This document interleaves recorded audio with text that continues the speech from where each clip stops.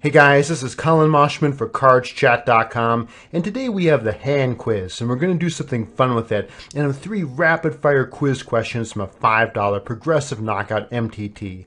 I love this progressive knockout format where you get steadily larger bounties as the tournament gets deeper and deeper because there's a lot of action, a lot of recreational players, and the structure just forces you to really gamble it up sometimes, which is a lot of fun. So let's begin here with Ace-Queen offsuit.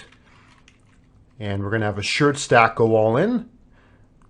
Another player re-raise. And the question here with Ace-Queen offsuit is, should we fold, call, or re-raise?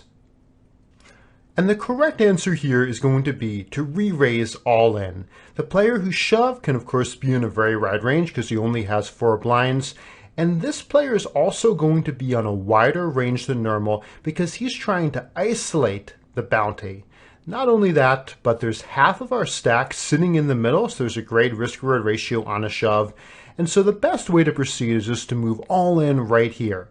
Another way to look at this is that if you're in a normal tournament and the spot is close, like it might be here with the Ace-Queen, and a progressive knockout where you can win somebody's bounty, you should definitely make the play because you're incentivized to do that in this format. So for every reason, we should shove here, and that's exactly what Hero does. Let's see what happens in this hand. He does get called. And we get called by, of course, this pocket 7s from the initial shover and the Ace-6 offsuit, which is definitely too wide, but you're going to see a lot more plays like this from people who over-adjust to the bounty and get it in too wide. And now we're moving on to the second of the rapid-fire quiz questions. So our hero is going to raise with pocket 8s. And get called by both blinds. I would normally make a continuation bet here because of the fact that these guys can have a lot of combined outs between them, including overcards, gut shot straight draws. So I would bet to protect my hand, but here it checks back. And checks back the turn as well with this combination of made hand and draw. But the decision point I'm interested here is the river. So my question here is check back or bet. And the correct answer here, the one I like the best, is to bet. And the reason we're betting is for value. They get called by a worse hand because once we check back both the flop and the turn, we're underrepresenting our hand. It's very likely if somebody had a speed that they would have bet by now. Both players in the blinds have had 3 chances to bet, and they've checked every single time, which shows a lot of weakness. We're not really able to represent much, which makes it a better time to bet for value and try to get called by a hand like a 7 or ace high. So I would like to see Hero put out a small value bet of about 1,400 chips, but instead he checks back and wins the pot at showdown.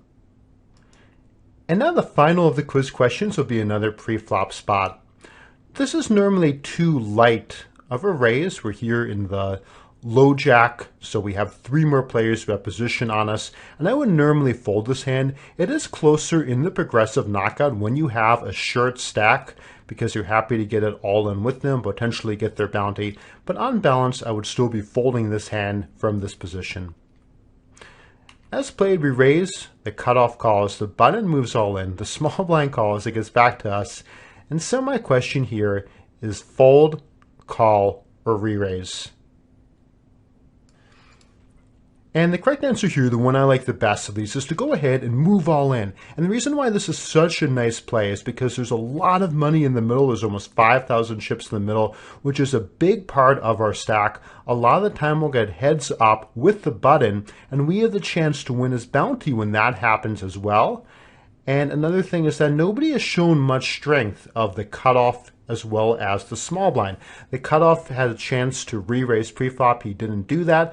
Same with the small blind. He could have re-raised again, putting in the 4th bat. He didn't do that, and he might be calling very wide, trying to get the button's bounty.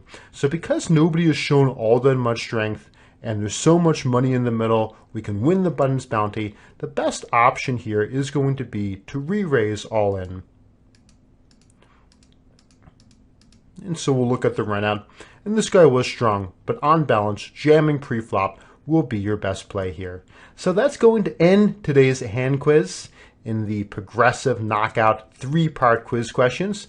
Hope you guys have enjoyed. Thanks for watching. This has been Collin Moshman for CardsChat.com.